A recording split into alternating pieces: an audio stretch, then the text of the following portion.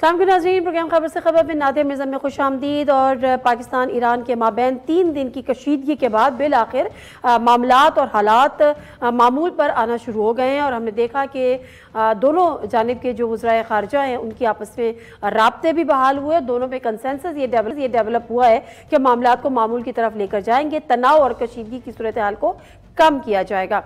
16 जनवरी को जब ईरान की तरफ से पाकिस्तान की स्पेस की वायलेशन की गई, अटैक हुआ, मिसाइल हमला हुआ और उसके बाद उसके नतीजे में पाकिस्तान में 2 बच्चों की शहादत हुई, 2 से 3 बच्चियाँ उसमें ज़ख्मी थी और जवाबी जो एक मिशन था हम पाकिस्तान की तरफ से वो दिया गया, भरपूर किस्म का जवाब दिया गया। पाकिस्तान ने हमेशा डिफेंसिव लाइन इख्तियार की और हमेशा पाकिस्तान का मौक़िफ़ भी डिफेंसिव रहा है और पाकिस्तान अपनी रेड लाइन की पर हमेशा से कायम रहता है। चाहे हमने वो भारत की तरफ से देखा हो, जब वहाँ से हमला हुआ था तो उसी तरह से पाकिस्तान ने जवाब दिया था। ये जवाब देना ज़रूरी भी होता है और ये एक मैसेज भी होता है। सूरत हाल ये रही कि जब तमाम मामलात के बाद आज पाकिस्तान के कौमी सलामती काउंसिल का इजलास हुआ जिसमें भी ये तय पाया और उसके बाद जो निगरां काबीना का इजलास हुआ जिसमें तमाम जो नेशनल सिक्योरिटी काउंसिल के जो चीज़ें थी, जो मदरजात थे, उनकी तौसीक़ की गई। मुख्तसरन बताती चलूँ कि हम साया ममालिक के साथ कशीदगी नहीं चाहते, लेकिन सलामती पर किसी किस्म का कोई समझौता नहीं होगा। और साथ ही उन्होंने कहा यह गया कि निगरां वज़ीर आज़म जो हैं उन्होंने भी शिरकत की, उन्होंने उसको चेयर किया। तीनों मुसल्लह फ़ौज के सरबराह ने उसमें शिरकत की और कशीदगी पे ज़ोर हुआ। 2.5 घंटे से ज़ायद रहा। पाक फ़ौज की पेशा वराना सलाहियतों को सराहा भी गया। पाकिस्तान ने ईरानी सरजमीन पर कामयाब इंटेलिजेंस ऑपरेशन किया। पाकिस्तान ने ईरानी सरजमीन पर मौजूद दहशतगर्दों के खिलाफ कार्रवाई की। बहरहाल ये सारी सूरत हाल और आगे क्या बात मुख्तसरन ये है कि जो मुस्लिम ममालिक है उनका इत्तेहाद ख़ास तौर पे इन हालात में बहुत ज़्यादा ज़रूरी है और कोई जवाज़ नहीं बनता। ईरान पाकिस्तान की दोस्ती कोई पहली दोस्ती नहीं है। ईरान वो पहला मुल्क था जिसने पाकिस्तान को तस्लीम किया। ईरान के जो सरबराह पहले सरबराह थे जो पाकिस्तान बनने के बाद पाकिस्तान तशरीफ़ लाए, लियाकत अली ख़ान ने पहला तेहरान का दौरा किया। तो ये एक बड़ी पुरानी दोस्ती है, वो मेरा ख्याल है इन चीज़ों की नज़र हो नहीं सकती। देखिए मामलात हुए क्या और आगे किस तरह चलेंगे, ज़रा हम गुफ्तगू करेंगे। हमारे साथ मौजूद मौलाना ताहिर अशरफी साहब मावन खुसूसी हैं वज़ीर आज़म के, अल्लामा अमीन शहीदी साहब हैं मजहबी स्कॉलर और lieutenant general retired Naeem Khan Lodhi साहब हैं साबिक़ सेक्रेटरी दिफा। तमाम मेहमानों का बहुत बहुत शुक्रिया प्रोग्राम में शामिल होने के लिए। मौलाना ताहिर अशरफी साहब आपसे ज़रा बात का आगाज़ करूँगी। मौलाना साहब अस्सलाम वालेकुम। वालेकुम अस्सलाम व रहमतुल्लाह। मौलाना साहब बहुत शुक्रिया आपके टाइम का। बिल आखिर 3 दिन की कशीदगी, पाक ईरान सूरत हाल जो कुछ हुआ, उसके बाद आज जो कौमी सलामती का इजलास हुआ और ये तय किया गया कि जी तनाव नहीं चाहते और कशीदगी को कम किया जाएगा, लेकिन सलामती पर किसी किस्म का समझौता नहीं है। किस तरह से देखते हैं आज ये इन नुकात को और उसके बाद निगरां काबीना का इन मामलात को इंडोर्स करना? बिस्मिल्लाहिर्रहमानिर्रहीम नहमदुहु व नुसल्ली व नुसल्लिमु अला रसूलिहिल करीम। बहुत शुक्रिया आपका। देखिए गुजारिश ये है कि पाकिस्तान एक अल्हम्दुलिल्लाह आलम इस्लाम की पहली एटमी क़ुव्वत है और एक मज़बूत कौम और फ़ौज पाकिस्तान रखता है। जो कुछ ईरान की तरफ से हुआ था वो किसी भी सूरत काबिल कबूल नहीं था। बहुत सारी बातें हैं जो माजी में दोनों तरफ से अगर कोई ऐसे मामलात हुए हैं तो बाहमी ताउन से उनको हल किया गया है। पाकिस्तान के बहुत सारे लोग जो हमें मतलूब हैं या दहशत गर्दी में मुलव्वस हैं उनके बारे में शवाहिद भी इदारों के पास हैं कि वो ईरान में मौजूद हैं।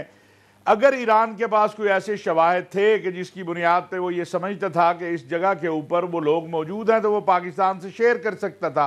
माजी में भी पाकिस्तान ने बहुत ज़्यादा ताउन किया, लेकिन अफसोस एक जो सूरत हाल पैदा हुई वो किसी भी सूरत कोई काबिले तारीफ़ या उस पर खुशी का इजहार नहीं किया जा सकता।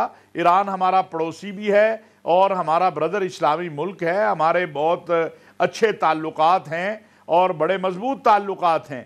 तो एक अफसोसनाक सूरत हाल पैदा हुई। फिर उसके बाद पाकिस्तान ने जो जवाब दिया वो भी बड़ा वाज़ेह था और ख़ुद ईरानी जो क़यादत है या ज़राए इब्लाग हैं उन्होंने इस बात का एतराफ़ किया कि जिन लोगों को पाकिस्तान ने निशाना बनाया वो ईरानी नहीं थे, वो हमारे वो दहशतगर्द थे जो वहाँ बैठे हुए थे और वो पाकिस्तान के अंदर जो है दहशतगर्दी करते हैं। बल्कि अगर हम ये कहें कि उनके कुछ लोग इस्लामाबाद में धरना दे के बैठे थे कि ये मिसिंग पर्सन हैं, تو میں نے 2-4 روز پہلے کہا تھا کہ یہ پہاڑوں پہ بیٹھے ہیں یا ادھر بیٹھے ہوئے ہیں، وہ بھی ثابت ہو گیا کہ وہ کوئی مسنگ پرسن نہیں تھے، وہ خود اپنی مرضی سے وہاں بیٹھ کے پاکستان کے اندر دہشت گردی کی جو کارروائیاں ہیں وہ کرتے ہیں۔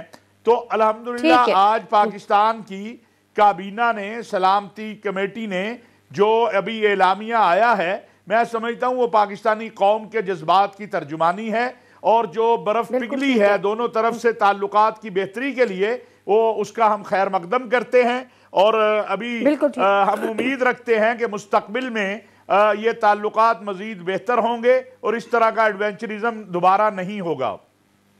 بالکل ٹھیک ہے، جنرل صاحب آپ کی طرف آتی ہوں، تھوڑا سا ٹائم دیجیے گا، علامہ امین شہیدی صاحب سے بھی اس حوالے سے گفتگو کر لیں۔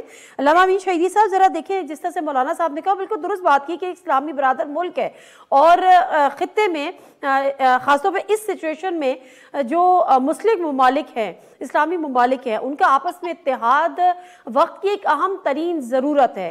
OIC جیسے پلیٹ فارم ہوں، جو بھی ہوں، جب بھی کوئی مسائل ہوتے ہیں، ایون دو اسرائیل کا مسئلہ ہوتا ہے، کشمیر کا مسئلہ ہوتا ہے، تو OIC ایک ایسا پلیٹ فارم ہے جہاں پہ تمام کے تمام اسلامی ممالک مل بیٹھتے ہیں، سر جوڑ کر بیٹھتے ہیں۔ تو ایسی صورتحال میں کتنی اہمیت ہے، اس کا ذکر آپ بھی کر دیجیے گا، اور کس طرح سے میک شیور کریں، اس کو ہم اگلے طرف لے جائیں گے کہ آگے یہ چیزیں نہ ہوں، اس قسم کی ایپیسوڈز۔ بسم اللہ الرحمن الرحیم۔ دیکھیے، ایک سیاسی جو طالب علم ہیں وہ یہ بات کرتے ہیں عام طور پر کہ دوستیاں بدل سکتی ہیں لیکن ہمسائیگی نہیں بدل سکتی، ہمسائے ہمیشہ ساتھ رہتے ہیں۔ لہٰذا جو ہمسائیگی کے تقاضے ہیں اس میں بہت ساری چیزوں سے درگزر کرنا پڑتا ہے، آنکھیں بند کرنی پڑتی ہیں تاکہ ہمسائیگی کے جو حقوق بھی ہیں اور اس کے تقاضے بھی ہیں وہ محفوظ رہیں۔ گزشتہ 3 دنوں میں جو واقعات ہوئے، ان واقعات میں ظاہر ہے ان چیزوں کو بہت زیادہ نقصان پہنچا ہے۔ اگر ہم پریکٹیکل ہو کر دیکھیں تو ایران نے اپنے مطلوبہ ایرانی دہشت گرد مارے، پاکستان نے اپنے مطلوبہ پاکستانی دہشت گرد مارے۔ جب یہی کام کرنا تھا تو یہ مل جل کے بھی کیا جا سکتا تھا، ایک دوسرے سے تعاون کے ذریعے سے بھی کیا جا سکتا تھا۔ جہاں پر تعاون میں کوئی کمی ہو وہاں پر گلے شکوے کے ذریعے سے بھی ماضی کی جو روایات ہیں ان کو زندہ رکھا جا سکتا تھا، لیکن بہرحال جو ہو گیا ہو گیا۔ لیکن اب جو صورتحال ہے ہمیں اس کو سامنے رکھنے کی ضرورت ہے کہ پاکستان اور ایران قریبی ہمسائے ہیں اور ایک بہت لمبا بارڈر ہے دونوں کے درمیان دینی بھی اور ثقافتی بھی رشتے بڑے عمیق ہیں، اور اس خطے میں ادھر کا بلوچستان ہو یا ادھر کا بلوچستان، دونوں جگہ کسی بھی نام سے جو بھی ایکٹیویٹیز ہوتی ہیں تخریب کاری کی، خودکش حملوں کی، ٹارگٹ کلنگز کی، بم دھماکوں کی، تو اس کے ذریعے سے دونوں ممالک کے عوام بھی نقصان اٹھاتے ہیں اور مملکتیں بھی نقصان اٹھاتی ہیں، اور اس کا فائدہ دہشت گردوں کو ہوتا ہے، چاہے وہ مذہب کے نام پر کر رہے ہوں یا پھر لسانیت، قومیت اور جغرافیائی حدود کے حوالے سے کر رہے ہوں۔ اور اس کا فائدہ کون اٹھاتا ہے؟ وہ ممالک جن کے یہاں پر انہی لڑائیوں میں مفادات ہیں اور ان دو ممالک کو کمزور کرنے کے حوالے سے مفادات ہیں۔ اب بدقسمتی کہیں اس کو یا خوش قسمتی کہ ایک طرف شیعہ اکثریتی ملک ہے، دوسری طرف سنی اکثریتی ملک ہے، لیکن اسی اکثریت کو اکثریت کے مقابلے میں لا کر ایک فرقہ وارانہ رجحان پیدا کرنا بھی ہمارے ازلی دشمنوں کا سب سے بڑا ہدف ہے، جو ان 3 دنوں میں ہمیں بالکل واضح طور پر نظر آیا۔ لہٰذا اب جو صورتحال بنی ہے آج وزارت خارجہ کی طرف سے، ہمارے اپنے پاکستان کی وزارت خارجہ بھی اور ایرانی بھی، جس طرح کے پیغامات ایک دوسرے کو دیے گئے اور خیر سگالی کے جملے ادا ہوئے اور آئندہ مل کر کام کرنے کا عزم سامنے آیا، اس کے ذریعے سے یقینی طور پر دونوں ممالک مل کر دہشت گردی سے اس خطے کو محفوظ کر سکتے ہیں، اور اس خطے میں جن ممالک کا اثر و رسوخ ہے، چاہے وہ DLA اور دیگر جماعتوں کے حوالے سے ہو یا پھر جیش العدل اور اس طرح کے گروپوں کے حوالے سے ہو، جو ممالک ان کی فنڈنگ کرتے ہیں، جو ممالک ان کو اسلحہ دیتے ہیں، ان کو دونوں اگر مل کر روکنا چاہیں تو میرا خیال ہے ایک بہترین موقع ہے ان تلخیوں سے سبق سیکھنے کا۔ بالکل ٹھیک ہے جنرل صاحب، ذرا مجھے بتائے گا، جس طرح سے ایران نے اس کو انیشیٹ کیا، پاکستان ہمیشہ ایک ڈیفینسو لائن کا پاکستان فالو کر رہا ہوتا ہے، لیکن وہی والی بات ہے کہ سلامتی پہ کوئی سمجھوتا نہیں ہے۔ ایک تو یہ کہ پاکستان نے بھرپور جواب دیا، اور یہ جواب ایک مؤثر جواب تھا. آپ سمجھتے ہیں کہ اس کا یہی طریقہ ہو سکتا تھا, جواب دینے کے بعد معمول کی اس پہ آئیں, ڈائلاگز کریں, اور آج جو قومی سلامتی کا اجلاس ہوا اس میں بھی یہی باتیں طے ہوئی, دونوں وزرائے خارجہ کا آپس میں رابطہ بحال ہو گیا, کنسنسس ڈیولپ ہو گیا, تو اب آپ کو لگتا ہے کہ معاملات آگے اسی طرح سے چلیں گے, برف پگھل گئی؟ جی بہت شکریہ. تو میں یہ کہہ رہا تھا کہ دونوں اسکالرز نے جو بات کی ہے وہ بالکل درست ہے. میں اس میں صرف یہ ایڈ کرنا چاہوں گا کہ ایک چیز جو شروع ہوئی ایران کی طرف سے اور ختم کر دی پاکستان نے, اس کے بعد جس طریقے سے دونوں کی لیڈرشپ نے ایک بڑے عقل مندی کا ثبوت دیا اور دوبارہ سے معاملات کو استوار کر لیا, یا ہو جائیں گے انشاءاللہ. لیکن اس میں ایک دو چیزیں ضرور ہیں جو سامنے آئی ہیں جن کو میں آپ کے سامنے لانا چاہوں گا. پہلے تو میں یہ سمجھتا ہوں, اور یہ میرا اپنا انالیسز ہے, میں اس پر مصر کبھی نہیں ہوتا, وہ یہ ہے کہ میرا خیال ہے کہ یہ ایران اور پاکستان کے خلاف ایک سازش تھی جو کہ ناکام ہو گئی ہے, پہلی بات. دوسری بات یہ ہے کہ پاکستان کا جواب دینا کیوں ضروری تھا, کیونکہ پہلے آپ کو پتا ہے کہ ہم نے بڑا اسٹرانگ ڈپلومیٹک ایکشن لیا, پھر ہم نے انتظار کیا کہ شاید کوئی ندامت کا احساس ہو, شاید کوئی ریویو ہو, لیکن میرا خیال ہے کہ جو ایرانی لیڈرشپ تھی وہ مجبور تھی جو کچھ ہوا اور اس کو اون اپ کرنے میں. تو پھر پاکستان کا جواب دینا اس لیے ضروری تھا. اس کی 3 بڑی وجوہات میں آپ کو بتا دیتا ہوں. نمبر 1, اپنے عوام کو یہ اعتماد دینا کہ وہ جو اتنا خرچہ فوج پہ کر رہے ہیں اپنا پیٹ کاٹ کر, وہ فوج اللہ تعالیٰ کے فضل و کرم سے بالکل مستعد ہے, آپ کا کسی طریقے سے جو ہے نا انڈرمائن نہیں ہونے دے گی ڈیٹرنس, اور کسی بھی طریقے سے پاکستان کی سالمیت پہ سمجھوتا نہیں کرے گی. اس میں یہ اہلیت موجود ہے. یہ بہت سارے لوگوں کے دل میں خدشات پیدا ہو گئے تھے, وہ بالکل دور ہو گئے اپنے لوگوں کے. پھر یہ پیغام ان دشمنوں کو بھی گیا ہے جو یہ سمجھتے تھے کہ اس قسم کے کام پاکستان کے خلاف کیے جا سکتے ہیں. پاکستان نے وہ دروازہ بالکل بند کر کے تالا لگا دیا ہے کہ ہمارے پاس کوئی سپیس نہیں ہے اس قسم کے کام کی. کسی نے سوچا بھی تو وہ سمجھ لیں کہ اس کے ساتھ پھر کیا کام ہوگا. اور تیسری بات یہ کہ ہمارے جو دنیا ہے جس میں دوست ممالک بھی ہوتے ہیں اور دشمن بھی ہوتے ہیں, کچھ نیوٹرل لوگ بھی ہوتے ہیں, وہ سب دیکھ رہے تھے. یہ بہت بڑے سین پہ یہ کام پوری دنیا دیکھ رہی تھی اس کی طرف. تو کچھ لوگوں کا یہ خیال تھا, کچھ ملکوں کا یہ خیال تھا کہ جو ایک ٹیمپرری اکنامک پرابلم آیا ہے پاکستان میں, شاید اس کا اثر پاکستانی فوج کے مورال پر اور ان کی جو اہلیت ہے اس پہ پڑ گیا ہوگا. تو میں ہمیشہ کہا کرتا ہوں کہ اس میں ایک ٹائم لیگ ہوتا ہے, فرق ضرور پڑتا ہے جب معیشت آپ کی کمزور ہو, فوجوں کے اوپر فرق پڑتا ہے, لیکن اس میں 5-6 سال لگتے ہیں. تو یہ 1.5-2 سال کا ایک چھوٹا سا عرصہ جو ہے میرا خیال ہے اس کو ہم دوبارہ سے استوار کر رہے ہیں اپنی معیشت کو, اس کا کوئی فرق نہیں پڑا اور ہم آج بھی کر. ایک اور ضروری بات میں کرنا چاہتا ہوں, وہ یہ ہے کہ میرا خیال ہے کہ دوستوں اور دشمنوں میں تمیز کرنا آسان ہو گیا ہے. کون تھا جو دورہ کر رہا تھا ایران کا, اور کون تھا جس نے کہا ایران کو ایک قسم کی ہلہ شیری دی کہ آپ نے بہت اچھا کام کیا ہے کیونکہ وہاں سے آتے ہیں ٹیررسٹ, اور کون تھا جب پاکستان نے جواب دیا تو کون تھا جس نے پاکستان کو ہلہ شیری دی کہ آپ نے بڑا اچھا کام کیا, ہم آپ کی مدد کریں گے, اور کون تھے وہ ممالک جنہوں نے دونوں ملکوں کو کہا کہ آپ ذرا تحمل سے کام لیں اور ہم آپ کے بات چیت کراتے ہیں. تو ابھی آپ کو بالکل کلیئر ہو جانا چاہیے کہ یہ کن لوگوں کی سازش تھی جو ناکام ہوئی اللہ تعالیٰ کے فضل و کرم سے, اور کون آپ کے دوست ہیں اور کون آپ کے دوست نہیں ہیں. بالکل ٹھیک, بالکل ٹھیک. میں بریک لوں گی سر, اور بریک کے بعد واپس اس پر بھی ذرا بات کریں گے. 2013 میں ایک سیکیورٹی ایگریمنٹ سائن ہوا تھا دونوں ممالک کے درمیان, کیا اس کا ریوائول ضروری ہے یا اس پر اب دوبارہ سے اسی طرح سے امپلیمنٹیشن ہوگی؟ کیونکہ اگر یہ والے معاملات ہیں کہ سرحد کے اس پار پاکستان کو مطلوب دہشت گرد موجود ہیں اور سرحد کے اس پار اگر ایران کو مطلوب دہشت گرد جو وہ کلیم کرتا ہے, تو کیا یہ معاملات بات چیت سے کس حد تک طے ہو سکتے ہیں؟ کیا اس پر بھی کنسنسس ہوا ہے؟ بریک لیتے ہیں, واپس آتے ہیں.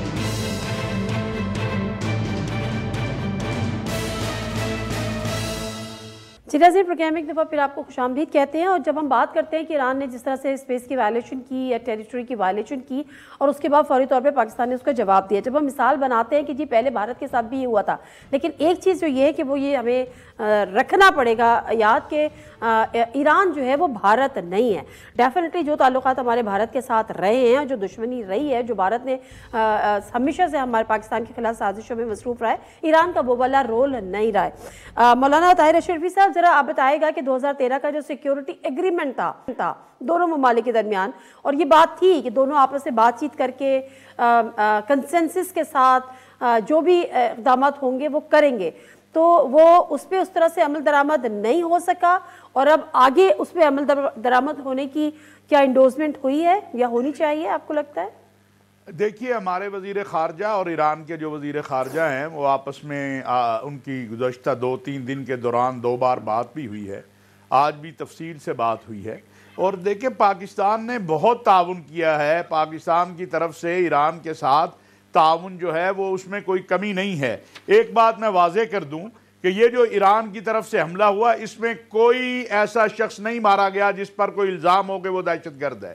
بچے مارے گئے، بچے شہید ہوئے 2، یا اس کے ساتھ کچھ لوگ وہاں زخمی ہوئے، یہ بالکل بڑا کلیئر ہے، اور حکومت کے پاس نہ ایرانی حکومت نے اب تک کوئی اس حوالے سے کوئی تصویر، کوئی چیز یا اس طرح سے کوئی چیز جاری کی ہے۔ پاکستان نے جو دہشت گردوں کے کیمپ پر حملہ کیا اس کی تصویریں بھی آ گئی، بلکہ اس کا اعتراف آ گیا، خود جو اسلام آباد میں دھرنا گروپ بیٹھا ہوا ہے انہوں نے اعتراف کر لیا کہ یہ ہمارے لوگ تھے اور وہاں پر بیٹھے ہوئے تھے۔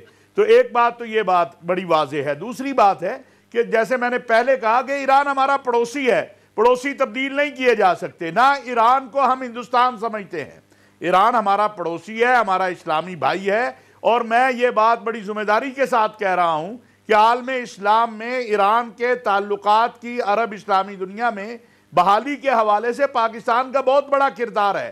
پاکستان نے ہمیشہ کوشش کی ہے کہ جو ایک بوت تھا ایران اور عرب اسلامی ممالک کے درمیان وہ ختم ہو اور قربت پیدا ہو، اور آج الحمدللہ آپ دیکھیں سعودی عرب کے ایران کے جو تعلقات کی بحالی ہے اس میں کہیں نہ کہیں پاکستان کا بھی بہت بڑا کردار ہے۔ ہمیں آپس میں بیٹھ کے جو بھی بات چیت ہے ایرانی حکومت کے، اگر کوئی تحفظات ہیں یا وہ یہ سمجھتے ہیں کہ یہاں پر کچھ ایسے لوگ ہیں، پاکستان سمجھتا ہے ان پاکستان میں دہشت گردی کرنے والے جو ہیں وہ اگر ایران میں بیٹھے ہیں تو یہ ٹیبل پر بات ہو سکتی ہے، یہ ایک دوسرے کو مکہ دکھانے سے بات نہیں بنے گی۔ الحمدللہ پاکستان دفاعی اعتبار سے کوئی کمزور ملک نہیں ہے۔ اور ایک اور بات میں واضح کروں کہ پوری قوم یکجا ہوئی ہے، پوری قوم نے باہمی اتحاد سے یہ پیغام دیا ہے کہ ہماری ریاست نے جو فیصلہ کیا، ہماری فوج نے جو فیصلہ کیا، ہم اس کے ساتھ کھڑے ہیں، کیونکہ ہم مسلمان ہیں اور پاکستانی ہیں۔ بعد میں ہمارے فرقے ہیں، بعد میں ہمارے صوبے ہیں، بعد میں ہمارے قبیلے ہیں، سب کچھ بعد میں ہے، اور یہی وہ وقت تھا جب پوری قوم نے متحد ہو کے اپنے سپہ سالار کو اور اپنی فوج کو یہ پیغام دیا کہ ہم آپ کے ساتھ کھڑے ہیں۔ پاکستان کی جو سرحد ہے وہ ہمارے لیے خط احمر ہے، وہ ریڈ لائن ہے، اگر کوئی اس کو کراس کرے گا تو اس کے خلاف جو بھی ہماری ریاست کرے گی، ہماری فوج کرے گی، قوم اس کے ساتھ کھڑی ہوگی۔ ایران کے ساتھ مستقبل میں مجھے بڑی امید ہے کہ آج جو گفتگو ہمارے وزیر خارجہ کی اور ایرانی وزیر خارجہ کی ہوئی ہے اور اس کے نتیجے میں آگے جو اقدامات ہوئے ہیں اس بہتری آئے گی، مزید بہتر ہوں گے حالات، اور پاکستان اور ایران جو ہے، میں نہیں سمجھتا کہ یہ جو واقعات ہوئے ہیں یہ کوئی شیعہ سنی تناظر کے واقعات تھے، یہ پاکستان کی خود مختاری کی بات تھی، پاکستان کی سلامتی کی بات تھی، پاکستان کے استحکام کی بات تھی۔ ایران ہمارا پڑوسی ہے، ایران ہمارا برادر اسلامی ملک ہے، ہمارے اس سے تعلقات ہیں، ہم نے ان تعلقات کو آگے لے کے چلنا ہے۔ یہ نہیں ہے کہ ایران ہندوستان مولانا صاحب ایسا بالکل بھی نہیں ہے، ڈیفینیٹلی ایسا نہیں ہے، یہ شیعہ سنی والا تو ایلیمنٹ ہے ہی نہیں، مگر دشمن تو کوئی سازش کر سکتا ہے نا، دشمن اس کو ہتھیار بنا کے استعمال کر سکتا ہے، جو اپورچونسٹ ہوتے ہیں ان کو تو پھر ایسی چیزیں درکار ہوتی ہیں انشاءاللہ آگ لگانے کے لیے اور ماچس دکھانے کے لیے۔ وہ انشاءاللہ وہ دشمن پہلے بھی ناکام ہوا ہے، وہ آئندہ بھی ناکام ہوگا، اور اس وقت ضرورت ہے کہ پوری امت یکجا ہو کر غزہ کی صورتحال کی طرف دیکھے۔ اس وقت یہ اس طرح کے ایڈوینچرزم کی ضرورت نہیں تھی اور نہ ہے، کہ ساری توجہ ہٹ گئی جو کچھ غزہ میں ظلم اور بربریت اور سفاکیت ہو رہی ہے، اور کون سپہ سالار ہے 57 اسلامی ممالک میں سے؟ ایک واحد پاکستان کا سپہ سالار ہے جنرل حافظ سید عاصم منیر، جس نے فلسطینی سفیر کو GHQ میں بلایا اور بلا کر کہا کہ ہم آپ کے ساتھ کھڑے ہیں۔ ہماری فوج کے 4 بیان آ چکے ہیں، 3 کور کمانڈر میٹنگ کے، ایک فارمیشن کمانڈنگ میٹنگ کے، ہماری فوج کی طرف سے تسلسل کے ساتھ امدادی سلسلہ جو ہے وہ جاری ہے۔ ابھی 2 دن پہلے بھی جہاز گیا ہے غزہ کے مظلوموں کے لیے امداد لے کر۔ ہمیں معلوم ہے کہ دشمن کیا چاہتا ہے، اور دشمن کے یہ عزائم انشاءاللہ کبھی کامیاب نہیں ہوں گے۔ بالکل نہیں ہوں گے انشاءاللہ تعالیٰ۔ علامہ امین شہیدی صاحب، دو چیزیں ہیں، ایک تو یہ کہ جو OIC کے اجلاس ہوتے تھے، ابھی جس طرح سے مولانا صاحب نے بھی ذکر یہاں پر کیا کہ جو سفارتی تعلقات بحال ہوئے ہیں ایران اور سعودی عرب کے، وہ اس میں پاکستان کا بھی اپنا ایک کردار ہے، لیکن اس سے کیا اثرات اس کے مرتب ہوں گے آنے والے وقت میں، اور OIC کا جو پلیٹ فارم ہے، جو مسلم ممالک کا ایک پلیٹ فارم ہے جہاں سے بیٹھ کے ہم اب اپنے اتحاد کو اور اپنی طاقت کا اظہار کر سکتے ہیں، آپ کو لگتا ہے اس سے اس پہ بھی فرق پڑے گا؟ ہم مضبوط آواز کے طور پر سامنے آئیں گے؟ OIC بہت دور کی بات ہے، یہ جو دو ہمسائے ہیں نا، ان کا آپس میں جو تعلق اور اس کی نوعیت ہے وہ OIC کے اجلاس بلانے کے تکلفات سے بہت بالا تر ہے۔ یہاں پر رات دن دونوں ممالک کے اعلیٰ ترین عہدیدار مختلف شعبوں میں ایک دوسرے کے ساتھ ہاٹ لائن پہ رابطے میں رہتے ہیں۔ جو بلوچستان کی مشکل ہے وہ یہ ہے کہ بلوچستان دونوں طرف ہے، ادھر ایرانی سیستان بلوچستان اور ادھر ہمارا بلوچستان، اور یہ جو سرحدی پٹی میں رہنے والے لوگ ہیں ان کے پاس بالعموم ڈوئل نیشنلٹی ہے۔ اس بنیاد پر کچھ ادھر واقعات کرتے ہیں اور ادھر چلے جاتے ہیں، کچھ ادھر واقعات کرتے ہیں اور ادھر چلے جاتے ہیں۔ اب یہ جو آپ نے 2013 کے اس معاہدے کی بات کی، جو بڑی اہم بات ہے، اس کی روشنی میں جس چیز کی ضرورت ہے وہ یہ ہے کہ یہ دونوں ممالک اس معاہدے کے تحت ایک دوسرے سے معلومات شیئر کرتے ہوئے اس معاہدے پر امپلیمنٹ کرنے کی کوشش کریں۔ اگر امپلیمنٹ کرنے کی کوشش کریں گے اور اس میں موجود رکاوٹوں کو دور کریں گے تو میرا خیال ہے مستقبل بہت خوشگوار ہوگا۔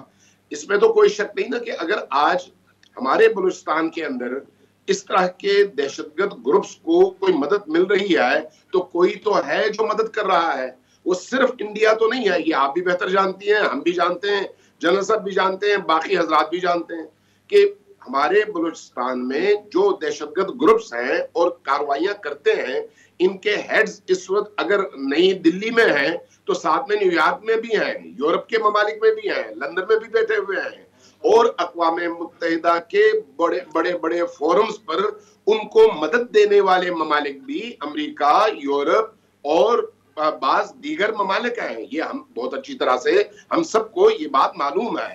یہی صورتحال ایران کے اندر بھی ہے۔ ایران کے اندر گزشتہ اس عرصے میں جتنے واقعات ہوئے اور اس میں سویلینز کے ساتھ ان کی فوجی تنصیبات کو اور افراد کو نشانہ بنایا گیا، اس میں جو لوگ ملوث ہیں وہ یا اسرائیلی ہیں یا امریکن حمایت یافتہ ہیں یا پھر یورپ کے حمایت یافتہ ہیں۔ اس لیے ہمیں اس بات کو سمجھنے کی ضرورت ہے کہ ہم دونوں ممالک کے جو دشمن ہیں وہ مشترک ہیں اور دونوں ممالک کے مفادات بھی مشترک ہیں، لہٰذا اس بات کو ہمیں پیش نظر رکھنا چاہیے۔ اور دوسری بات، جہاں تک کیجویلٹیز کا تعلق ہے، ٹھیک ہے، اس میں کوئی شک نہیں کہ پاکستان کے اندر پاکستان نے ایک موقف اپنایا کہ 2 بچے مرے اور 3 بچے زخمی ہوئے، لیکن بہرحال یہ بات سمجھ آنے والی نہیں ہے کہ اتنے بڑے حملے کے بعد وہاں پر صرف 5 بچے تھے اور کوئی نہیں تھا، تو یہ بات ظاہر ہے کسی بھی اہل عقل کے سمجھ میں آنے والی نہیں ہے۔ جبکہ دوسری طرف جیش العدل نے یہ اعتراف کیا اور اپنا اعلامیہ صادر کیا کہ ہم پر حملہ ہوا ہے اور ہمیں نقصان پہنچایا گیا ہے۔ ادھر سے ایران نے بھی یہ اعتراف کیا کہ پاکستان نے اپنے ہی شہریوں کو، یعنی ایرانیوں کو نہیں، اپنے ہی مطلوبہ دہشت گردوں کو مارا ہے۔ یہ ایک خوشائند بات ہے کہ ہم اس کو حقیقت کے تناظر میں دیکھیں اور ایک دوسرے کی مدد کریں۔ بالکل درست فرما رہے ہیں علامہ صاحب۔ جنرل صاحب ذرا یہ بتائے گا، یہ جو جیش العدل جس کو کلیم کر رہے تھے کہ جس کے لیے انہوں نے یہ اٹیک کیا ایران نے، اس کے تھوڑا سا پس منظر آپ بتائیں گے کہ کیا جماعت ہے، کہاں سے اس کے تانے بانے یا ان کے جو اسٹرنگز ان کو پل کیا جاتا ہے؟ جی بیسیکلی دیکھیں، پہلے تو میں اس معاہدے کی بات کر دوں جس کا آپ نے ذکر کیا تھا۔ ٹھیک ہے، ایران اور پاکستان کے درمیان معاہدہ ہوا اور اس پر عمل درآمد بھی ہوا۔ مجھے اس چیز کا اچھی طرح علم ہے کہ وہ جوائنٹ آپریشنز کیے گئے جس میں بارڈر کے اس طرف ہماری فورسز آپریٹ کرتی تھیں اور آپس میں کوآرڈینیٹ کرتے تھے، دوسری طرف ایرانی فورسز آپریٹ کرتی تھیں اور بڑے کامیاب آپریشن کیے ہیں۔ اس کے علاوہ ہم نے کچھ مطلوبہ لوگ جو ہیں وہ ایران کے حوالے بھی کیے، تو یہ سلسلہ تو چلتا رہا اور اس طریقے سے ہوتا رہا۔ جو آپ بات کر رہی ہیں مختلف ناموں سے جو گروہ اٹھتے ہیں بلوچستان میں، بیسیکلی آپ کو پتہ ہے کہ گریٹر بلوچستان کا کچھ حصہ ایران میں بھی ہے اور پاکستان میں بھی ہے. اس میں کچھ لوگ جو کہ پیڈ لوگ ہیں یا کوئی مس گائیڈڈ لوگ ہیں، وہ انہوں نے مختلف قسم کی تنظیمیں بنا رکھی ہیں. صاحب ان کو باہر سے چیزیں فیڈ ہوتی ہیں. وہ مولانا صاحب نے بتا بھی دیا، علامہ صاحب نے، کہ بھی ان کے پیچھے کون لوگ ہیں. صرف بھارت ہی نہیں ہے، بھارت تو ہے ہی، اور لوگ بھی ہیں. اس بات کے علاوہ میں یہ کہنا چاہوں گا، حالانکہ یہ بات بڑی سینسٹیو ہے جو میں کہنے جا رہا ہوں، کہ یہ واقعہ تو بہت افسوسناک تھا، اس میں کوئی شک و شبے کی گنجائش نہیں ہے، لیکن پاکستان کو اس سے فائدہ ہوا ہے، اور 3 فائدے ہوئے ہیں. میں آپ کو گنوا دیتا ہوں. پہلے کا میں نے ذکر کر دیا ہے کہ کچھ دوست واضح ہو گئے ہیں، کچھ دشمن واضح ہو گئے ہیں. دوسری بات یہ ہے کہ ہمارا جو ڈیٹرنس ہے وہ زیادہ قوت کے ساتھ ری اسٹیبلش ہو گیا ہے. ہم نے یہ باور کرا دیا، 4 سو ہم نے یہ پیغام بھیج دیا ہے کہ ہم میں کون سی چیز ہے جو برداشت نہیں ہے، اور جو چیز ہمیں برداشت نہیں ہے اس کا ہم جواب کیسے دیتے ہیں. اور تیسری چیز یہ ہے کہ ایک قومی یکجہتی پیدا ہوئی ہے. تھوڑا سا آپ کو پتا ہے اندرونی خلفشار تھا اور تھوڑے سے وہ گلف تھے. وہ جس طریقے سے قوم فوج کے ساتھ کھڑی ہو گئی ہے اور فوج کی تعریف کی ہے اور فوج نے اپنے آپ کو منوایا ہے، یہ ایک بڑا اعلیٰ موقع ہے ان تمام سائڈوں کے لیے جنہوں نے یہ گلف پیدا کیا تھا، جو اس کو بڑھا رہے تھے یا اس کو ختم کرنے کی کوشش نہیں کر رہے تھے کہ اب اس کو ختم کریں. اگر کوئی تھوڑا بہت رہ گیا بس گیٹ اوور اٹ.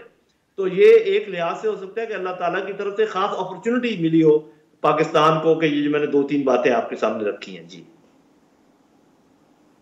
بالکل آپ درست فرما رہے ہیں مولانا صاحب. مولانا طاہر اشرفی صاحب اس پہ کوئی کامنٹ کرنا چاہیں تو ضرور کیجیے گا، لیکن اس کے ساتھ ساتھ تھوڑا سا میں آپ سے، کیونکہ آپ وزیر اعظم کے مشیر بھی ہیں، ابھی جو نگراں سیٹ اپ ہے اس میں بھی، یہ ذرا بتائے گا کہ کیا یہ جواز ڈھونڈنے کی کوشش کی کہ سیکیورٹی ایگریمنٹ کے باوجود اور انٹیلیجنس شیئرنگ کے باوجود ایران نے یہ انیشیٹو لیا کیوں، یہ حملہ کیا کیوں؟ دیکھیے گزارش یہ ہے، میں سمجھتا ہوں کہ بہت سارے عوامل ہوتے ہیں، اور صرف پاکستان نہیں، ایک ہی وقت میں آپ دیکھیں عراق کی طرف بھی میزائل گئے، ہماری طرف بھی آئے، اور یہی وجہ ہے. میں سمجھتا ہوں اس کی کوئی ضرورت نہیں تھی، نہ اس کی کوئی وجہ تھی. پاکستان کے حوالے سے بالخصوص میں یہ بات کہنا چاہتا ہوں کہ ہم ابھی تو ایک دن پہلے ایران کے بڑے ذمہ دار پاکستان سے ہو کر گئے تھے. اگر کوئی ان کے پاس ایسی اطلاع تھی، کوئی ایسی بات تھی، وہ پہلے بھی شیئر کرتے ہیں، پھر بھی شیئر کر سکتے تھے.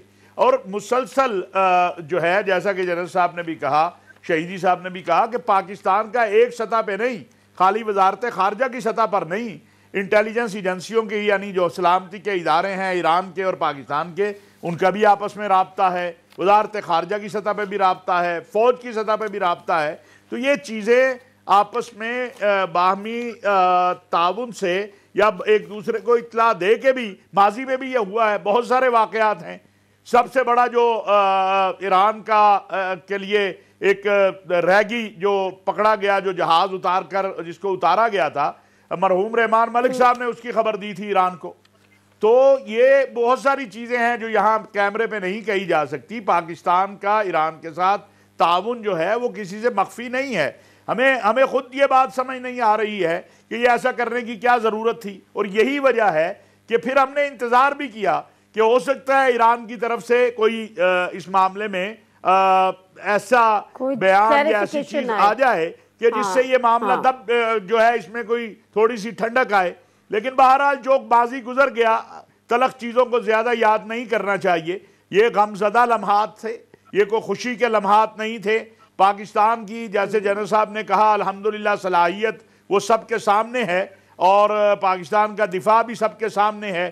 اگرچہ ایک مشکل مرحلہ تھا، اور اس پر کچھ پاکستان کے ناقدین اور پاکستان کی فوج کے ناقدین اس پر بات کر رہے تھے کہ ایک اسلامی ملک ہے، بردر ملک ہے، ہندوستان سے تو ہمارا ہے ہی وہ ایک، تو یہ کیسے ہوگا. لیکن ہماری قیادت نے، عسکری قیادت نے، ہماری سیاسی قیادت نے، پاکستان کی ریاست نے یہ واضح کر دیا کہ نہیں، ہماری جو حدود ہے، ہمارا جو بارڈر ہے، ہماری جو سلامتی ہے، اس پہ کوئی کمپرومائز نہیں ہو سکتا، کوئی بھی ہو. اور یہ بہت سارے لوگوں کو پیغام چلا گیا ہے، اور میں سمجھتا ہوں کہ یہی وجہ ہے کہ ایران میں بھی یہ بات محسوس کی گئی ہے، اور جو مسلسل ایران سے روابط ہوئے، ہماری طرف سے بھی اس کا مثبت جواب دیا گیا. تو دونوں طرف جو ہے قربت بڑھی ہے، معاملات میں بہتری آئی ہے. ہماری دعا ہے کہ اللہ کرے کہ مستقبل میں دوبارہ اس طرح کا کوئی معاملہ نہ ہو اور یہ قربت جو ہے وہ مزید بڑھے. جو دہشت گرد ہے وہ ایران کا بھی دشمن ہے, وہ پاکستان کا بھی دشمن ہے. دہشت گرد کسی کا دوست نہیں ہے. اور اس وقت امت کو, جیسے میں نے پہلے کہا, امت کو ضرورت وحدت کی ہے, حقیقی وحدت کی ضرورت ہے. ہمارے بچے جس طرح اسرائیل ذبح کر رہا ہے غزہ کے اندر, اس وقت ساری توجہ وہاں لگانے کی ضرورت تھی اور وہاں لگانے کی ضرورت ہے, نہ کہ اسلامی ممالک کا آپس میں ایک دوسرے کے سامنے آنا. اچھا, میں علامہ صاحب آپ کی طرف آتی ہوں, لیکن مختصر سی ذرا بات جنرل صاحب آپ سے کرنا چاہتی ہوں, کیونکہ چائنا نے جس طرح سے آپ بار بار یہ بات کر رہے ہیں, نشاندہی کر رہے ہیں کہ کون دوست کون دشمن, اس کی بھی پہچان ہو گئی. چائنا نے فوری طور پر ثالثی کی پیشکش بھی کر دی. کیا چائنا کی ثالثی ہمیں اس معاملے پہ اس کی ٹھیک ہے, ان کی پیشکش اپنی جگہ, لیکن کیا ہمیں کہیں ضرورت بنتی ہے اس کی یا آگے پڑھ سکتی ہے؟ ویسے تو ہم سیدھا بھی بات کر سکتے ہیں, لیکن میرا خیال ہے اگر کوئی ساتھ شامل ہو جائے تو اس میں کوئی حرج نہیں ہے. اور نارملی چائنیز جب پس پردہ زیادہ کام کرتے ہیں, پتہ اس وقت چلتا ہے جب اس کا نتیجہ سامنے آ جاتا ہے. ویسے ترکی نے بھی کہا ہے اور روس نے بھی کہا ہے, وہ الگ بات ہے. ایک آپ نے سوال پوچھا, میں اس کا جواب دینا چاہ رہا ہوں. آپ نے کہا کہ آخر ایران نے یہ کیوں کیا, یہ سوال بہت پوچھا جا. میرا اپنا خیال یہ کہ ویسے بھی 3 تھیوریز چل رہی ہیں, اور میں آپ کو پرائرٹی وائز بتا دیتا ہوں. سب سے کم جس چیز کا احتمال ہے وہ یہ ہے کہ گراس مس کیلکولیشن. انہوں نے سیریا کو اور عراق کو اور پاکستان کو ایک لائن میں کھڑا کرنے کی کوشش کی. پاکستان از نو پش اوور, پاکستان نہ سیریا ہے نہ عراق ہے. تو this was mass miss calculation, میں کہوں بہت زیادہ انڈر ایسٹیمیشن. لیکن اس کا امکان نہیں. 2 باتیں میری سن لیں, چھوٹی چھوٹی ہیں. دوسرا یہ ہو سکتا تھا کہ ان کی اپنی ہائرارکی میں ڈیسیجن میکنگ میں کوئی پرابلم ہو, کہ کوئی کسی نے ڈیسیجن لیا ہو جو کہ سب اس پر نہ ہو. تیسرا میرے خیال میں انٹرنیشنل کانسپریسی, جس کو میں پرائرٹی 1 سمجھتا ہوں. تو یہ جو 3 عوامل ہیں ان میں سے ایک ضرور ہے, اور میرے بالکل ٹھیک ہے, بالکل ٹھیک ہے, یہ نمبر 1 ہے. جی بالکل ٹھیک ہے سر, سوری بیبر ٹائم کم ہے. علامہ امین شہری صاحب 1 لائنر آپ سے لینا چاہوں گی, کیونکہ پریپیئر نہیں تھے. کچھ منٹ پہلے ہی ہم دیکھ رہے تھے کہ ہمارے نگراں وزیر اعظم سے ملاقات ہو رہی تھی, وزیر خارجہ کی, اور ہمارے گورنر سندھ تو ایران میں موجود تھے. پھر یہ ایڈونچر کیسے؟ میرا خیال ہے جنرل صاحب نے 3 جو آپشنز آپ کے سامنے رکھے ہیں کہ یہ 3 احتمالات ہو سکتے ہیں, میں اس کی تائید کرتا ہوں, ہو سکتا ہے یہی چیزیں ہوں. لیکن بہرحال اب جو صورتحال بنی ہے نا, اس کو سامنے رکھتے ہوئے ہمیں جس چیز کو فوکس کرنے کی ضرورت ہے وہ یہ ہے کہ اس صورتحال سے پاکستان اور ایران کے دشمن فائدہ نہ اٹھائیں. پہلی بات یہ ہے. اور دوسری چیز یہ ہے کہ اس وقت ہم سب کا فوکس ہونا چاہیے فلسطین کی طرف اور فلسطین کے ان مظلوموں کی حمایت کرنے والی قوتوں کی طرف. چونکہ جو قوتیں اس وقت پاکستان اور ایران کے درمیان آگ بھڑکانے کی کوششوں میں مصروف ہیں, وہ وہی ہیں جو اسرائیل کے ساتھ کھڑی ہیں, وہ مسلمانوں کے ساتھ کھڑی نہیں ہیں. یہ چیز ہم سب کو سمجھ آ جانی چاہیے کہ اس وقت جن ممالک نے, آپ دیکھیں جیسے ہی یہ خبر آئی تھی, اس خبر کو سب سے پہلے جن ممالک نے پورے زور و شور کے ساتھ ہیڈ لائن میں اٹھایا وہ آپ کے یورپی ممالک تھے. اس چیز کو سامنے رکھیں. بالکل ٹھیک ہے, بالکل ٹھیک ہے. معذرت کے ساتھ میرے پاس ٹائم کی کمی ہے, لیکن بات آپ کی اسٹیبلش ہو گئی ہے. اور یہ رہے تھے اسی یونٹی, اسی اتحاد اور اسی وحدت کی ہمیں ضرورت ہے جو اس وقت ہمیں دیا گیا. ٹھیک ہے, ایک بیڈ ٹیسٹ ڈیولپ ہوا, 3 دن کی ایک ایپیسوڈ, ایک ہارر ایپیسوڈ کہہ لیجئے, نہیں ہونا چاہیے تھا. لیکن بہرحال جس طریقے سے معاملات اب تیزی اور معمول کی طرح بڑھ رہے ہیں وہ سب سے زیادہ خوش آئند ہے. بریک لیتی ہوں, بریک کے بعد آئیں گے, ذرا پولیٹیکل حالات پہ گفتگو کریں گے. سینئر صحافی اور تجزیہ کار حامد میر صاحب ہمارے ساتھ ہوں گے, ان سے جانیں گے کہ اگلا منظرنامہ سیاسی طور پر کیا بننے جا رہا ہے ممکنہ طور پر. بریک لیتے ہیں, واپس آتے ہیں.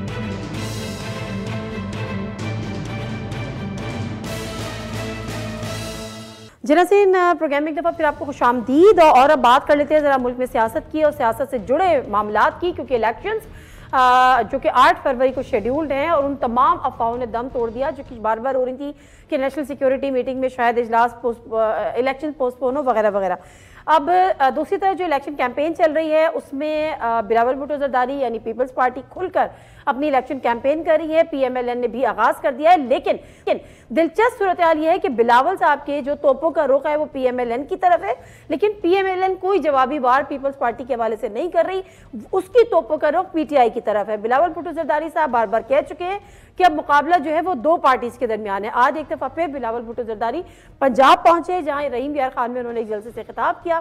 شارٹ کلپ دیکھتے ہیں کیا کہہ رہے تھے. الیکشن میں اب دو سیاسی جماعتیں رہ چکے ہیں, ایک شہید ذوالفقار علی بھٹو کا پاکستان پیپلز پارٹی ہے تو دوسرا مرحوم ضیاء الحق کا مسلم لیگ ہے. وہ دوسری جماعت وہ شیر ہے جو عوام کا خون چوستا ہے.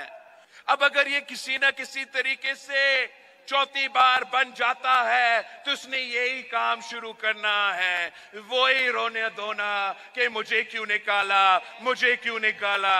اس صوبے میں اکثریت عوام اینٹی نون لیگ ہے, اس صوبے میں اکثریت لوگ میاں صاحب کو چوتھی بار وزیر اعظم نہیں دیکھنا چاہتے ہیں. بلاول بھٹو زرداری صاحب کا یہ سٹیٹمنٹ بڑا امپورٹنٹ ہے کہ اس صوبے میں عوام اینٹی پی ایم ایل این ہے, اور شاید یہی وجہ ہے کہ ان کی توپوں کا رخ پی ایم ایل این کی طرف تو ہے لیکن پی ٹی آئی کی طرف نہیں ہے. وہ چاہتے ہیں کہ وہ پی ٹی آئی کا ووٹر جو اس سے پریشان ہے, کچھ خوفزدہ بھی کہہ لیں, کچھ سہما ہوا ہے اور کچھ کنفیوزڈ بھی ہے کہ بلے کا نشان نہیں ہے تو کیا ہوگا, تو وہ شاید ان کی طرف مبذول ہو.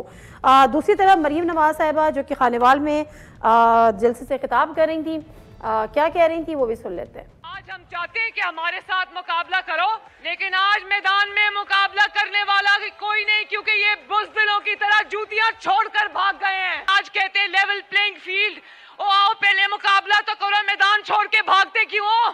آج انتقام کا الزام لگاتے ہو, لیول پلینگ فیلڈ کا الزام لگاتے ہو. میں بتاؤں لیول پلینگ فیلڈ کیا ہے؟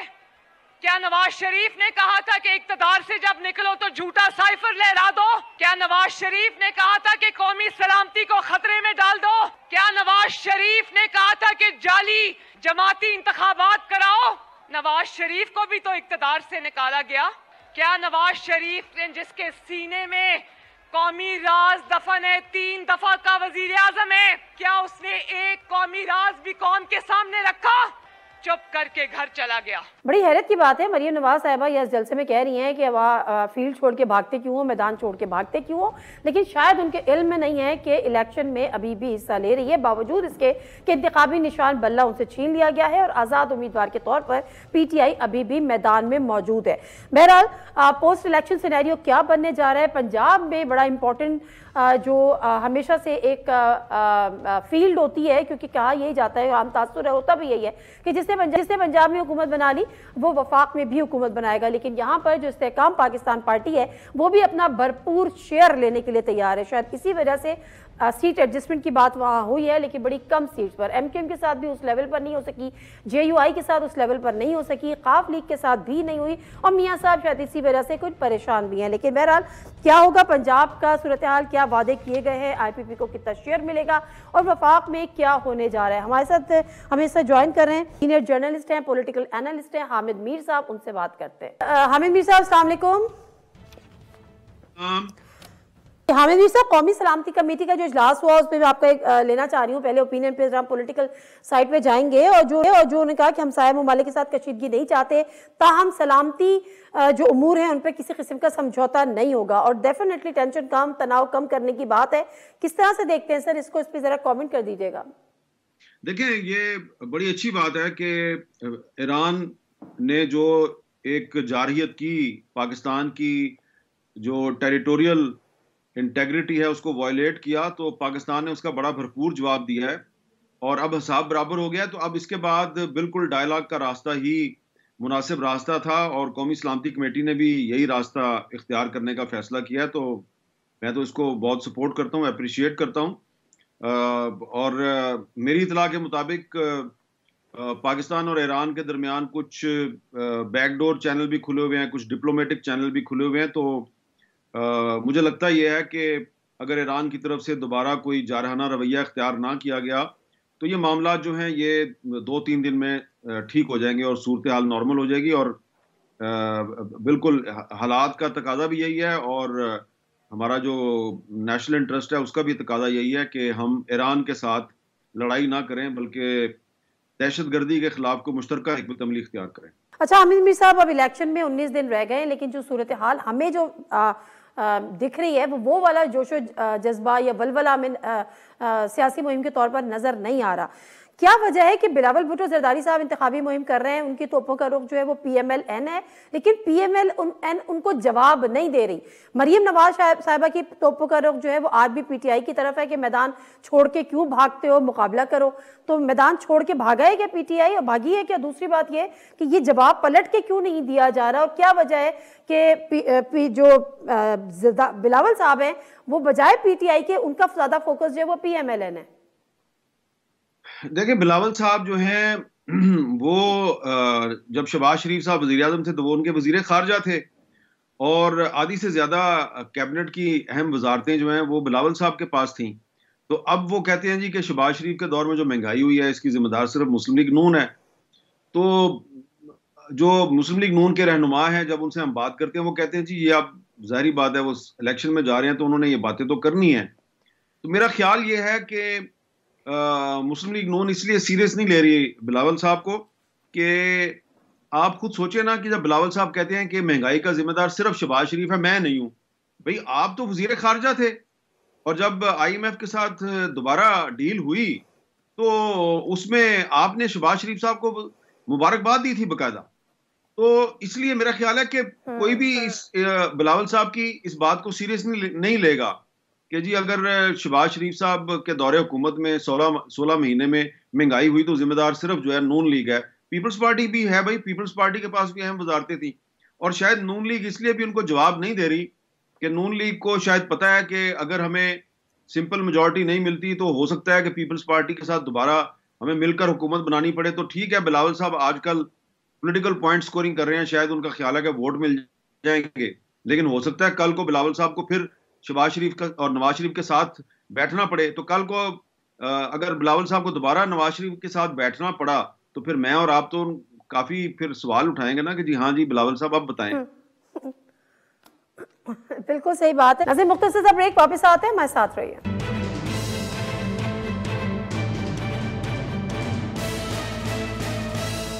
پروگرام میں آپ کو ایک دفعہ پھر خوش آمدید. حامد میر صاحب، کیا آپ کو لگتا ہے کہ بلاول بھٹو زرداری جو پی ٹی آئی پہ اس طرح سے وار نہیں کر رہے، ان کی نظریں کچھ پی ٹی آئی کے آزاد اراکین پر بھی ہوں کہ ان کو شامل کر کے ہم ایک بہتر یا مستحکم پوزیشن بنا لیں، یا پی ٹی آئی کے ساتھ کسی قسم کا اتحاد ہو جائے، یا پی ٹی آئی کے ساتھ نہ بھی ہو لیکن ان کے آزاد اراکین کو اپنی طرف کریں ان فیوچر؟ دیکھیں بلاول صاحب کی نظریں صرف پی ٹی آئی کے کینڈیڈیٹس پہ نہیں ہیں بلکہ ان کی نظریں پی ٹی آئی کے ووٹر پہ ہیں. ان کا یہ خیال ہے کہ جی پی ٹی آئی الیکشن سے آؤٹ ہو گیا تو اب اس کا جو ووٹر ہے اس کو اٹریکٹ کرنا چاہیے، اور اس لیے وہ مسلم لیگ نون پہ زیادہ تنقید کر رہے ہیں اور پی ٹی آئی پہ زیادہ تنقید نہیں کر رہے. میرا خیال ہے یہ ہے ان کی اصل مس کیلکولیشن. ان کا جو پی ٹی آئی کا ووٹر ہے وہ کبھی بھی پیپلز پارٹی کو ووٹ نہیں دے گا. اس کی وجہ یہ ہے کہ آپ کو اچھی طرح پتا ہے کہ جو پی ٹی آئی کا ووٹر ہے وہ پولیٹیکل بنیادوں پہ تو فیصلہ ہی نہیں کرتا نا، ان کا تو ایک کلٹ ہے. تو انہوں نے تو فیصلہ کرنا ہے، جو ان کی پارٹی نے کہہ دیا تو انہوں نے تو ادھر ہی جانا ہے. تو اس لیے میں یہ سمجھتا ہوں کہ بلاول صاحب جو ہیں وہ ان کی اسٹریٹجی جو ہے وہ ان کا پورا رائٹ ہے کہ وہ جو بھی اسٹریٹجی اختیار کریں، لیکن وہ پی ٹی آئی کو اٹیک نہیں کر رہے. لیکن پی ٹی آئی کا ووٹ جو ہے وہ کم از کم سندھ میں تو بلاول صاحب کو نہیں ملے گا، کیونکہ سندھ میں ان کا ایک خیال ہے کہ ان کی 15 سال کی جو حکومت ہے اس نے بڑے کارنامے سر انجام دیے ہیں. لیکن سندھ کی جو پی ٹی آئی ہے وہ زیادہ ہارڈ لائنر ہے پیپلز پارٹی کے بارے میں، بلکہ وہ کہتے ہیں کہ مسلم لیگ نون سے زیادہ بڑی برائی پیپلز پارٹی ہے. تو اور پنجاب میں شاید اتنی نفرت نہیں ہے پی ٹی آئی کے ووٹر میں، مسلم لیگ نون سے وہ زیادہ نفرت کرتے ہیں. لیکن آپ کو پتہ ہی ہے کہ جو عمران خان صاحب ہیں جو وہ بلاول صاحب کی کیسے نقلیں اتارا کرتے تھے جب زیادہ بارش آتی ہے، زیادہ پانی آتا ہے. میں تو نارمل طریقے سے کہہ رہا ہوں، عمران خان صاحب تو باقاعدہ نقل اتارتے تھے. تو آپ پی ٹی آئی کسی بھی ووٹر سے بات کر لیں، وہ جب بلاول صاحب کا ذکر کرتے ہیں تو بڑا نان سیریس طریقے سے ذکر کرتے ہیں. میں اس کو ایکسپلین بھی نہیں کرنا چاہتا. تو اس لیے مجھے نہیں لگتا کہ پی ٹی آئی والے جو ہیں وہ پیپلز پارٹی کو ووٹ دیں گے. اچھا سر، پنجاب کے سینیریو پہ ذرا بات کرنی ہے، لیکن اس سے پہلے مجھے بتائیں کہ یہ جو آزاد امیدوار کے طور پہ اب پی ٹی آئی لڑ رہی ہے نا، اور ڈیفینیٹلی بلے کا نشان نہیں ہے، کسی کا کوئی نشان ہے، اطلاعات یہ بھی ہے کہ ایک حلقے سے 1 سے 2 امیدوار بھی ہیں پی ٹی آئی کے. کیا پی ٹی آئی اپنے ووٹرز کو یہ میسج دینے میں کامیاب رہے گی، انٹیکٹ رکھنے میں کامیاب رہے گی، یہ بتانے میں کہ جی ہمارا امیدوار کون سا ہے، یا آپ کو لگتا ہے کہ اس سے نقصان ہوا ہے پی ٹی آئی کو؟ دیکھیں اوورآل اگر آپ دیکھیں تو پی ٹی آئی سے جو بلے کا نشان چھینا گیا ہے اس سے پی ٹی آئی کو نقصان تو ہوا ہے، لیکن آپ یہ بھی تو دیکھیں نا کہ پی ٹی آئی مظلوم کتنی ہو گئی ہے، یہ جو بھی ہوا ہے پچھلے 3-4 مہینے میں. اور میں بہت سے ایسے لوگوں کو جانتا ہوں، بڑے ذمہ دار بڑے سمجھدار لوگ، جو پی ٹی آئی کو سخت ناپسند کرتے تھے، عمران خان کا نام سننا پسند نہیں کرتے تھے. وہ میں نے دیکھا پچھلے 10-15 دن میں وہ بڑے سافٹ ہو گئے ہیں پی ٹی آئی کے بارے میں. اور آپ نے کہا کہ پی ٹی آئی کے کینڈیڈیٹس کے انتخابی نشان بالکل مختلف سے ہیں، تو میں آپ کو اسلام آباد کی مثال دیتا ہوں. میں یہاں پہ بال کٹوانے ایک باربر شاپ ہے، میں کافی عرصے سے ادھر ہی جاتا ہوں. تو میں 2-3 دن پہلے ادھر گیا اس مارکیٹ میں، تو میں نے جب بال کٹوا لیے باہر نکلا تو میں نے دیکھا کہ انہوں نے اپنی دکان کے باہر نا، شاپ کے باہر انہوں نے بینگن لٹکایا ہوا ہے. تو میں نے کہا شاید یہ کوئی ٹوٹکا ہے، لیکن میں نے دیکھا کہ دوسری دکان اس نے بھی کوئی بینگن لٹکایا ہوا ہے. اور پھر میں نے ذرا نظر دوڑائی تو مجھے 5-6 ایسی دکانیں نظر آئیں جنہوں نے باہر بینگن لٹکایا ہوا ہے. میں نے پوچھا، میں نے کہا یار خان صاحب تم نے یہ بینگن کیوں لٹکایا ہوا ہے؟ وہ بڑا شکوہ کیا، اس نے کہا اوے میر صاحب، اور تم کو ہمارے انتخابی نشان کا نہیں پتہ ہے؟ میں نے کہا تمہارا انتخابی نشان؟ کہتا ہماری پارٹی کا. میں نے کہا کون سی پارٹی؟ کہتا پی ٹی آئی. میں نے کہا کیا انتخابی نشان ہے؟ کہتا ہے ہمارا جو امیدوار ہے اس کو بینگن مل گیا ہے. تو ہم نے کہا کہ اس کا دل چھوٹا نہ ہو، تو ہم نے پوری مارکیٹ میں سب نے بینگن لٹکا دیا تاکہ اس کا دل بڑا ہو جائے اور لوگوں کو پتہ چل جائے کہ بینگن پہ مور لگانا ہے. تو میں نے کہا اچھا بڑی بات ہے بھائی آپ کی، بڑی انٹرسٹنگ بات ہے میر صاحب، نو ڈاؤٹ بڑی انٹرسٹنگ بات ہے. ایک اور کینڈیڈیٹ ہے جو پی ٹی آئی کا، اس نے مجھے اپنا جو ایک سانگ بنا کے بھیجا ہے، کوئی ایک انڈین فلم ہے، اس میں انوشکا شرما جو ہے وہ ڈیزرٹ میں بیٹھ کے کوئی گانے سن رہی ہے، تو اس کے پاس ٹیپ ریکارڈر ہے. تو میں نے کہا یہ تم نے کیوں بھیجا ہے؟ اس نے کہا جی میرا انتخابی نشان ٹیپ ریکارڈر ہے، تو میں آپ کو ٹیپ ریکارڈر بھیج رہا ہوں. تو یہ جو ہے نا جو پی ٹی آئی والے ہیں وہ بڑے انوویٹو لوگ ہیں، تو وہ بڑے طریقے سے انہوں نے راستہ نکال لیا اپنا. بالکل صحیح کہہ رہے ہیں، بالکل صحیح کہہ رہے ہیں. سر پنجاب میں عمومی تاثر ہے، اور جو صحیح بھی ہے کہ جو پنجاب میں حکومت بناتا ہے وفاق میں حکومت بناتا ہے، لیکن اس دفعہ آئی پی پی تیار کھڑی ہے. جہانگیر ترین صاحب نے آج بھی کہا ہے کہ جو حکومت بنے گی ہم اس کے ساتھ اتحادی ہوں گے. آئی پی پی کو پنجاب میں کیا ملے گا؟ کیا سی ایم شپ ملے گی؟ اور اگر سی ایم شپ آئی پی پی کو ملے گی تو پی ایم ایل این کے حصے میں کیا آئے گا؟ دیکھیں مجھے تو فی الحال جو حالات نظر آ رہے ہیں تو مجھے تو نہیں لگتا کہ استحکام پاکستان پارٹی جو ہے وہ اتنی سیٹیں نکالے گی کہ اس کو چیف منسٹرشپ مل جائے. لیکن پنجاب کی جو سیاست ہے اس کے ایک طالب علم کی حیثیت سے اور پچھلے 30-35 سال کے عینی شاہد کی حیثیت سے اگر ہم دیکھیں تو ہم نے دیکھا کہ منظور بٹو صاحب جو ہیں ان کے پاس 15-16 سیٹیں تھیں، اور وہ 15-16 سیٹوں کی مدد سے چیف منسٹر بن گئے تھے پیپلز پارٹی کے ساتھ الائنس کر کے.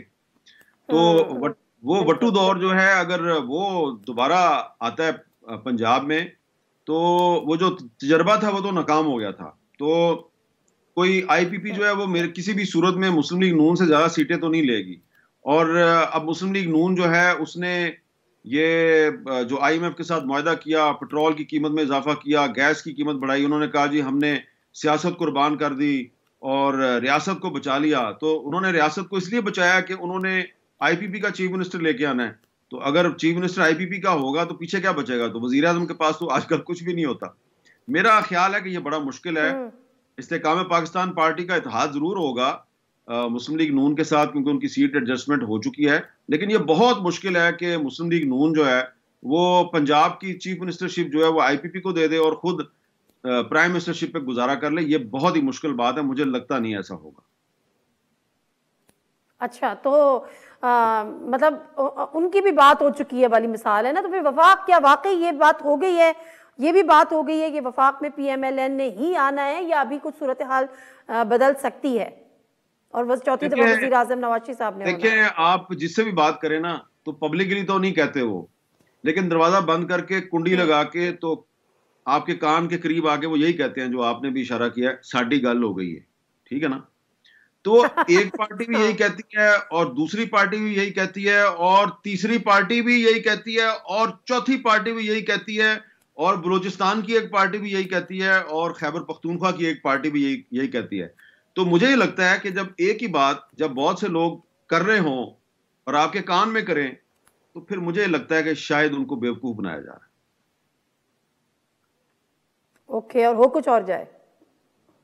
ہو سکتا ہے، کیوں نہیں ہو سکتا، ہو سکتا ہے کہ کوئی آزاد امیدوار ہی پاکستان کا پرائم منسٹر بن جائے. ہاں، سب اس کو ووٹ بھی دے دیں، جس طرح سے صادق سنجرانی صاحب کو بھی ایک دفعہ دے دیا تھا. Thank you very much Hamid Mir Sahab, بہت بہت شکریہ سر آپ کے ٹائم کا. بڑا دلچسپ ہمیشہ سے تجزیہ ہوتا ہے حامد میر صاحب، ٹو دی پوائنٹ تجزیہ ہوتا ہے. اور بڑی امپورٹنٹ انہوں نے بات کی ہے کہ اگر ہر پارٹی یہ کہہ رہی ہے کہ ساڑی گل ہو گئی ہے تو اصل میں گل کس کی ہوئی ہے، یہ ابھی جو کہتے ہیں نا کہ پکچر ابھی باقی ہے. دوستو پروگرام سے دیجیے نادر مرزا کو اجازت. اللہ حافظ.